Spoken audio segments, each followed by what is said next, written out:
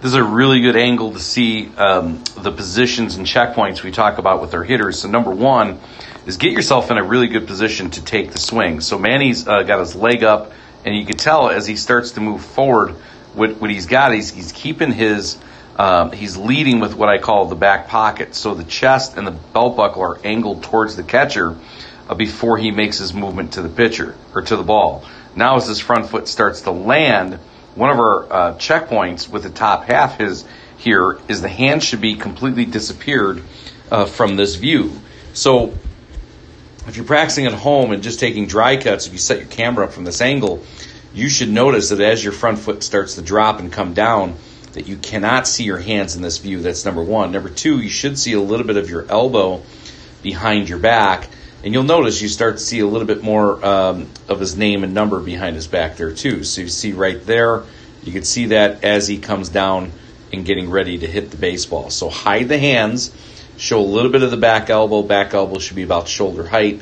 Notice the angle of the bat.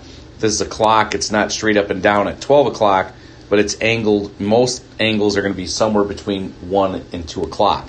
You're never going to see a bat at 3 o'clock from a big league player when they land. And you're not going to see a lot at 12 o'clock, but you're going to see a lot between 1 and 2 o'clock. So half the battle, once again, is get in a good position to take the swing. Now notice when he lands, what you start to see take over here is athleticism. You see he's bent at the waist, which is really important. He's also bent at the knees. So when you're bent at the knees, you're bent at the waist, you start to resemble typically an athletic position, right, that you're used to seeing. We don't want to be on the balls of our feet. We want to make sure that the weight is, we're creating force through the ground in a sense. You're not sitting back in your heels. You're not on the ball of your feet. You're pretty much flat-footed at that point in time, and you have a really, really strong base. Notice his rear end is behind him, behind his feet. He's got a good bend at the waist and good flexion in the knees. So he's in an athletic position in addition to having his hands in a really good spot.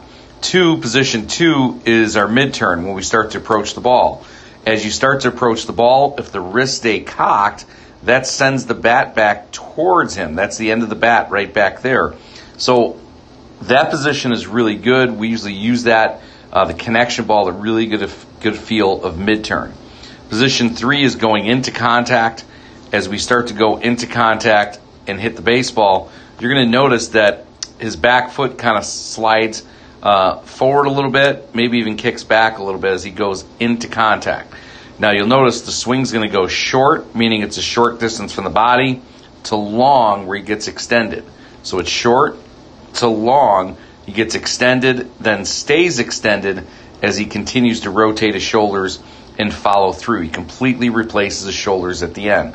So after contact, the barrel's driving right back at the pitcher, getting long.